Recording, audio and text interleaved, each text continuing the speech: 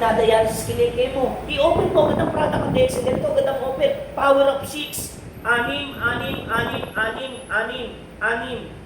Yan lang oh. Itong 5 product na ito lagi bibigay mo. No, ZLD, TGL, Androgy, at saka yung Spirulina. Yan 5 product na lang yan na bibigay mo. Panalo na yan. No? Tapos huwag mo lang painumin ng malamig na tubig yung pasyente. Bawal ng malamig na tubig, lalo pag ang edad mo 40 na. No? Huwag ka nang basta-basta inom ng malamig na tubig.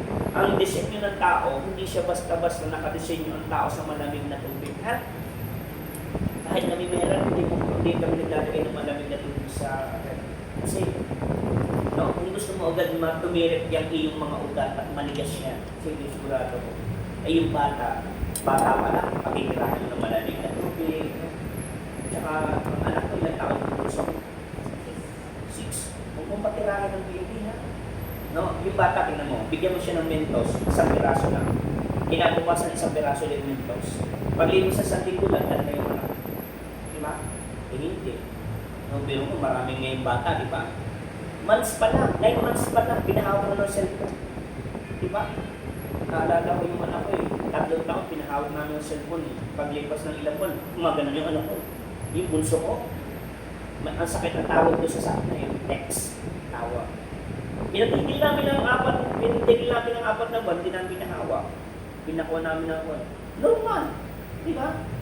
Hindi ko naglilikot yung anak mo. Mas maganda kung malikot ang anak mo kasi yung anak mo pag pinaikot dito, parang itong Spirulina, tsaka magiging malikot talaga yung anak mo. Pero mas the best yun kasi may sakit.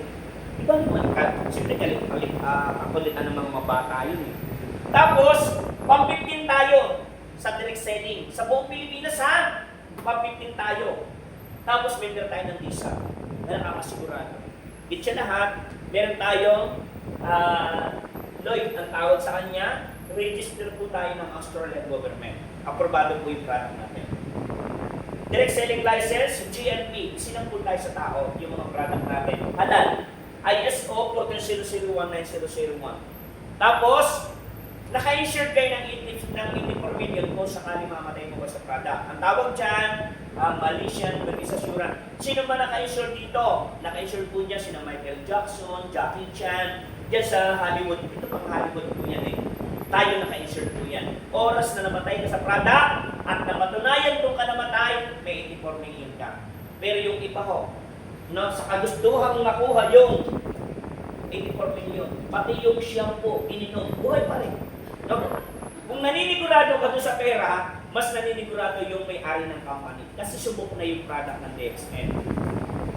Tapos, nakalagay dyan, key to DXN success. Enjoy the benefits the product discover. Kung ano yung na-discover mo sa product. Like halimbawa, di ba kayo po ay pag uminom kayo ng kape, nakakatatlong balik ka sa CR. O, tapos, ang pinaka-the best talaga dito sa kape na to, putot ka ng putot. Nga? O, tapos dighay ka ng dighay. Pasalamat kayo. Bakit? Yung mga inilalabas na yan, yan po yung singaw ng katawan. Okay? Kaya kung ikaw umuuto, 3 beses sa araw o ilang beses, magpasalamat ka. Kasi bakit? Yan po ay hangin po ng inyong katawan. Okay? Ganun lang po kasimple. Pero pag gusto mo naman umutot, tumayo ka lang, labas ka lang doon.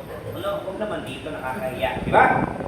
Yan. Higit sa lahat, ang gawin mo lang, i-share mo lang ang naging karanasan mo. Sabi ko nga sa inyo eh, wala namang problema sa DXN. Huwag kayo magagalit sa sabihin ko ha. Ang nagkakaroon ng problema, mismo tayong distributor. Ano ba sinasabi? Use the product, share the business. Ang pinangalagaan mo na agad, yung niya mo sa katawan. Nakakahiya naman mo ito. Tapos tatanggihan ka na naman, hindi nakakahiya. No? Tatanggihan ka, kamag-anak mo, papinsan mo pa. Diba? Tapos may maririnig ka pa, naku naman, Che, ang dami na dyan, may ganyan ganyan, wala namang nangyari. Diba? Tapos, nagganyan ka pa. Diba? Tapos sabi sa'yo, ano ba naman Ate Lodi? Kung kailan ka tumanda, nagganyan ka. Kung kailan tumanda, saka ka pa nagkaitan. Diba? Marami ka maririnig. Akala ko ba yung parang ganito? Yung parang bibigyan ka nila ng pagkain? O pag problema ka sa pera, may bigyan ka ba ng mga yan? Wala. Puro na yan na. Alam ba yung mga ganito tao, ate? Bahagi ng buhay yun. Kung wala noon, hindi nakaka-challenge yung pagiging successful. Diba? Okay, may kailan ako na nag-approach.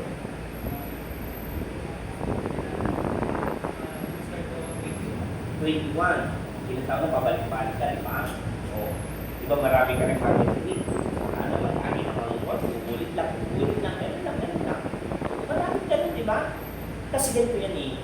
Kung walang nagmamata sa'yo, hindi rin nakaka-enjoy ang buhay. Di ba? Hayaan mo lang sila. No?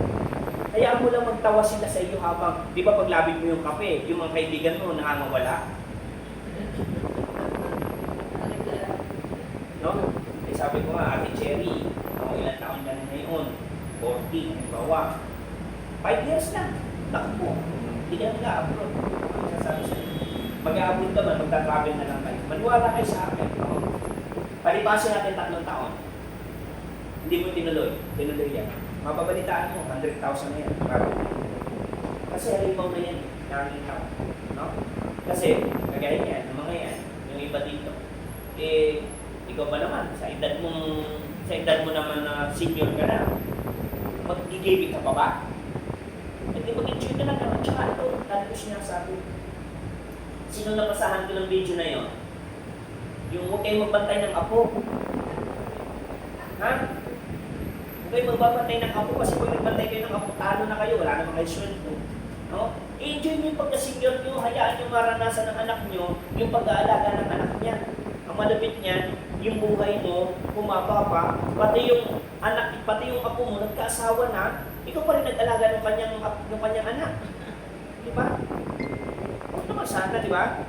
Tapos nakalagay dito, mag-sponsor ka, i-register mo sila, i-guide mo sila para maging successful din na kagaya mo. Kopya-kopya lang. Pag sa school ng mopya ka, pagsa ka, dito pag namopya ka, successful ka. Parang ganito lang Kuya Michael. No? Anong nagtatrabaho ka sa ibang bansa? Anong trabaho mo?